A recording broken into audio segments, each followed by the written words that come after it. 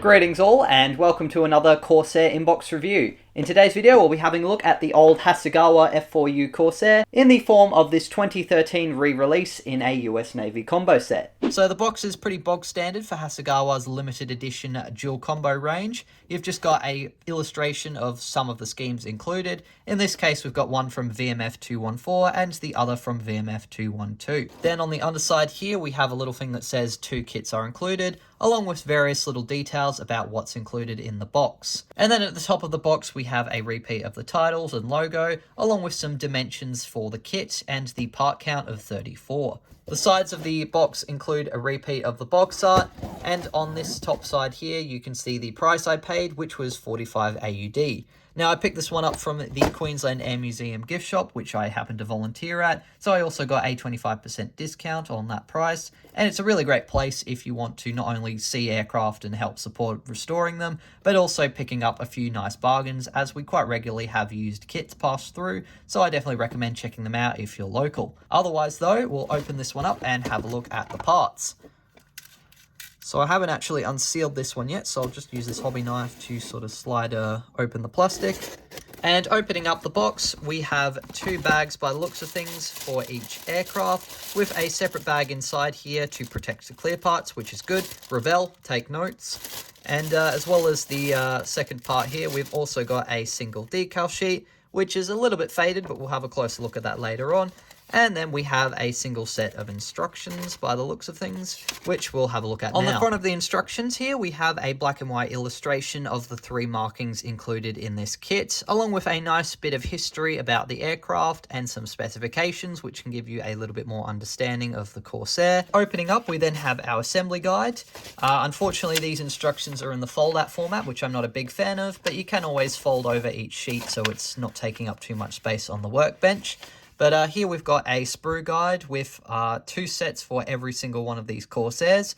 Interestingly, it looks like we have 2 fuselage halves in each set, which is a bit unusual, but we'll have a closer look at that in a sec. We've also got our painting guide here, which I believe uses Humbrol color codes. And then there's an English translation and I believe Mr. Hobby or some FS color guides there too.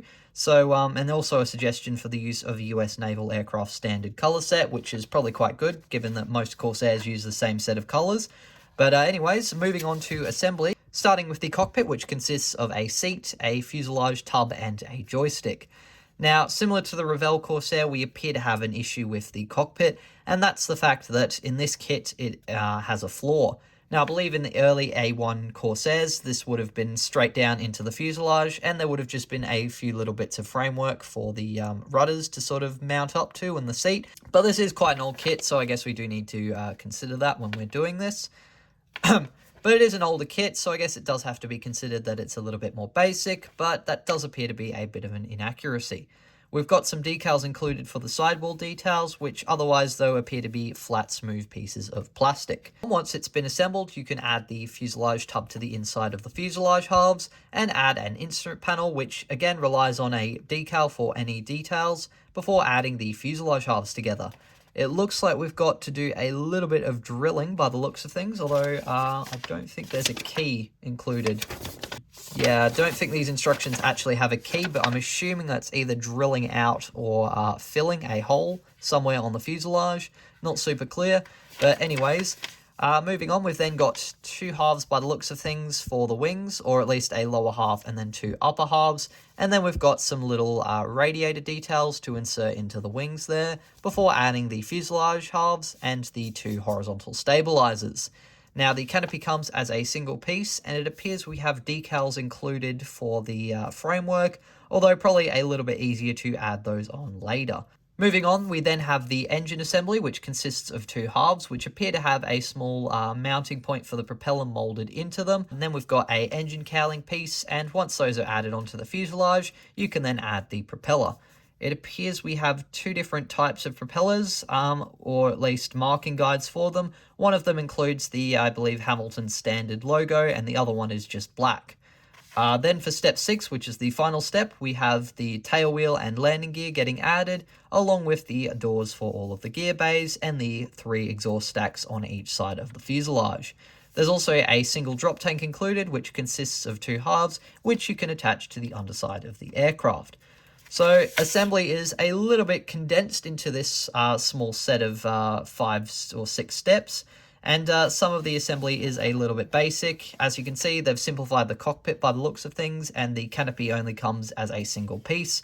But otherwise, reasonably simple looking kit, and as long as you are careful in reading the instructions, it doesn't seem too hard to follow, although they could be a little bit easier to understand if they were more clearly laid out. On the other side of this sheet, we have our marking guide, and we have 3 different schemes included.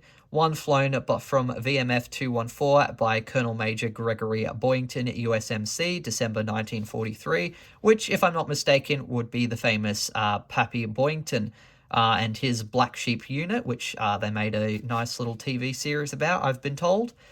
Then we've got a scheme here from VMF 212, flown by Lieutenant Philip C. DeLong from, again, the USMC in November of 1943, so a month or 2 earlier. And finally, we have one from VMF 111, or 111, or 111, I don't know what they would have said exactly, and that's again from the US Marine Corps in 1943. So although there's not a huge variety in terms of the time periods of these schemes, they are quite nice sticking to the theme, and I think they've chosen quite nicely from the various famous Marine squadrons. Before we move on to the plastic parts though, we might have a little bit of a look at the decals, because unfortunately, as much as I'd like to do at least one of these schemes out of this kit, it may not be possible. As well as there being a bit of discoloration which has turned them yellow, which I believe can be fixed if you leave them in some UV light for a while. There also appears to be a bit of a weird kind of messy, blotchy, glossy finish to them. Or at least it looks kind of like something's been sprayed or spilt on them. Even though this kit, I believe, hasn't been opened, so they may not be usable. I'll just have to see if they can have their coloration restored. And if they don't fall apart, though, I will definitely use at least one of them. I'm definitely tempted to do Pappy's aircraft, although I do quite like the other ones as well. But if I can't save them, as you know, I'm reviewing a few Corsairs at the moment, so I'll have some spare decals from the Academy and the Tamiya kit. Plus, I've also got some Royal New Zealand Air Force markings, and I really want to do a couple of Corsairs up in those, so it may be that I end up using them on the Hasegawa kit, although I am tempted to use them for the Tamiya kit, but that's probably a future poll which will appear on my channel at some point in the future. For now, though, we'll have a look at those plastic parts. I won't make you guys suffer through me going through 2 identical bags. I'll just open up the one since they will both contain the exact same things. But basically, as I mentioned, all comes in one bag, although there is a separate clear bag for the clear parts. And fortunately, even though this is a little bit of an older kit, or at least it's been 10 years and it's probably sat in someone else's stash for a while, none of the other parts have come loose. So starting off with this set of sprues here. So starting off with these 2 sprues, I believe this is the unused sprue as it contains the early model of the Corsair's birdcage style with that extra little kind of slot there for the window. So that won't be used in any of our Corsairs, plus there's not any of the clear parts to use them. I believe the only parts we're actually going to be using from this sprue are the propellers, which are actually really quite nicely molded there. There doesn't appear to be any seam line, and there's some pretty nice raised details there for the points where the blades rotate, and the spinner looks pretty good as well. And I believe we also use these exhaust pieces, which are down here, and I believe that's actually the exterior parts, so they look a little bit basic and a bit representative rather than accurate, but hey, at least I've actually tried to drill out the holes on them. These appear to be some other type of exhaust. Not sure if they're going to be used, but they're molded here as well. And then we've got these 2 little parts here, but I'm not really sure what they do. For this sprue here, we've got our proper fuselage hulls we'll be using with the later style of canopy. And as you can see, they're all raised panel lines. Interestingly, and I find this kind of hilarious, this would be one of the only Corsairs I'm having a look at that have a lot of raised panel lines. Even the 1953 Testers Corsair had recessed details for the most part, which is a little bit funny, I reckon. But anyways, for the most part, the panel lines look okay. They probably are going to get recessed when I make this kit, and they do appear to be missing a lot of the access hatches around the engine and the riveting details that I've seen on other Corsairs. But at least it's still a reasonable representation, and the shaping seems to be okay. For the rudder here, they've done recessed lines there for the controls, and they've done a nice job with the raised hinges and then recessed trim tabs, and the fabric texture is replicated by some sort of raised lines that are sort of feathered into the base of the rudder there, which don't look too bad. And there doesn't appear to be any detail on the interior of the fuselage there, just a few guide marks there to help line up the cockpit parts. We've got another propeller blade here. I'll bring the other one back and we'll see if we can spot the difference. But all I can kind of see is these look a little bit thicker, and I believe they weren't going to be used in this kit, but otherwise they look pretty much the same. And we've also got this drop tank here, which is pretty similar to the rest of the kit. It's pretty basic with raised lines there for the middle half, and the pylon attachment points are molded into them. Moving away from the fuselage and onto Sprue D here, we have our lower halves for the wings there, which all have raised panel lines with some recessed details for the shell ejection ports for the 50 cals, and a recessed panel line here for where the wings would fold. Fabric texture is again not badly done, and there's some raised ribbing on the inside of the wheel wells to simulate a little bit of detail there. Then we've got our horizontal stabilizer, or at least one of them there. Again, raised panel lines with some recesses for the controls, and they look pretty good as well, with a little bit of a fabric texturing done there. We've got our tail wheel here with the hook molded to it, and it looks pretty good as well. We've then got our joystick here, which interestingly has a bit of a strange kind of texture on the top there, which I'm not sure if is intentional, but that's an interesting feature. And then we've got one of our antennas here. Then we've got the landing gear doors for the tail wheel there, with a bit of a raised paneling there, or a raised kind of section molded to the inside, and a few ejector pin marks which might need to be cleaned up. Then we've got our fuselage tub here, which is very, very basic. As I mentioned, it's just some smooth plastic which relies on decals for any sort of detail, and there's some nasty raised seam lines and some ejector pin marks which may need to be cleaned up.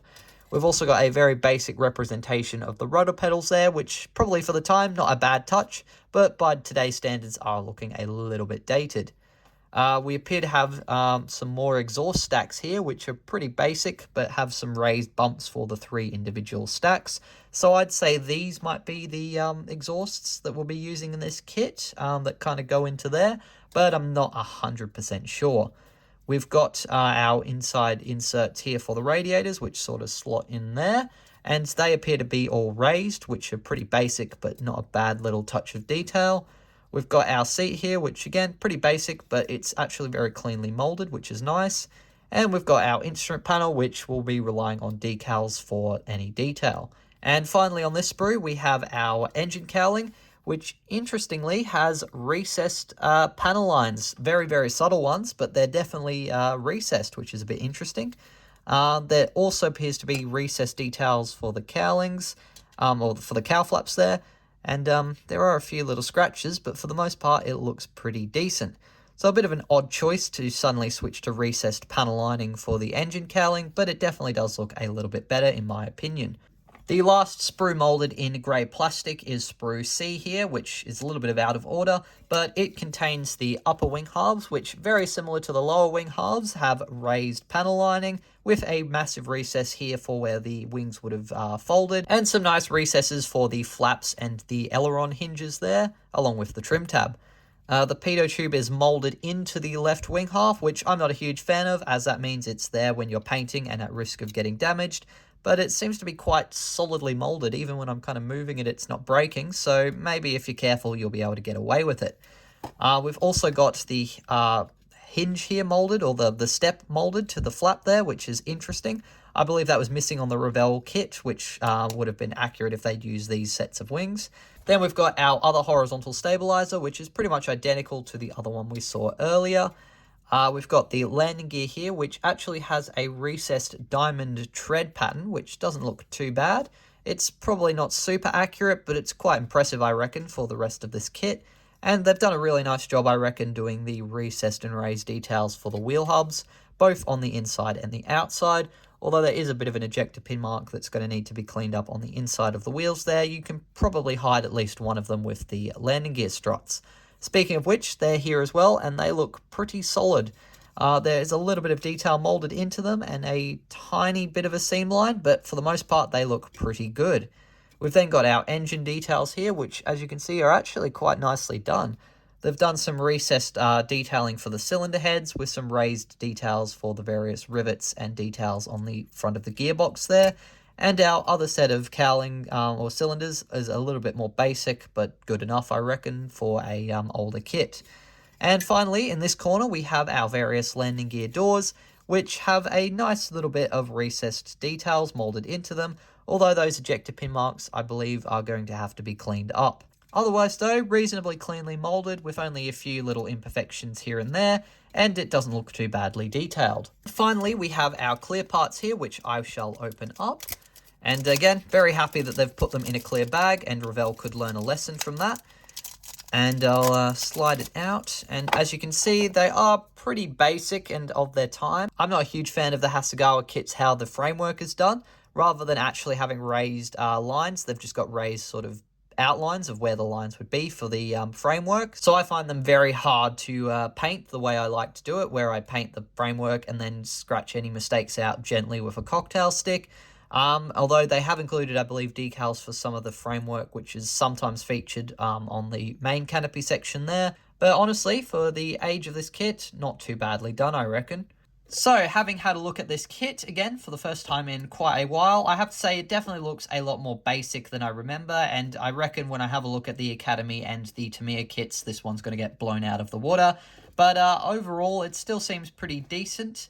I've seen them retailing as just the 2008 version, which was just one kit for around about 15 AUD, which I think is a really decent price. It's pretty basic and easy to put together, so definitely a great one if you're just starting out in the hobby. And if you're after a lot of cheap Corsairs, it's also a pretty good option to go with. I'll probably be rescoring all of the panel lines and vacuum forming a new canopy, plus probably 3D printing a new cockpit and engine, seeing as I'll have to do one anyways for the Revell and the Tester's Hawk kit, so I might as well add one for the Hasegawa too. So I'm looking forward to doing that in a future video, and also seeing how it compares later on to some of the newer kits that are knocking about. But if you're after a cheap, easy Corsair, this still looks like a decent kit. Otherwise though, you're probably going to want to go with something a little bit more detailed and complex, like the Tamiya one. Thank you very much for watching this video. I do hope you enjoyed it and got something out of it. If you did, please be sure to leave a like, and feel free to share any questions or any experiences you have on building the Hasegawa Corsair in the comments below. A massive shout out to my wonderful patrons for helping me to fund not only buying these kits, but also the products I use when I make them and the time I spend making these videos. So if you want to help out the channel, go check that out. The link will be in the description. Up next, we'll be having a look at the Academy Corsair and finally the Tamiya one. Although if there's more Corsairs you'd like to see me have a review of, then definitely let me know. I'll also be sharing the first part in a new build pretty soon, so stay tuned for updates on that one. But until then, as always, take care and model on.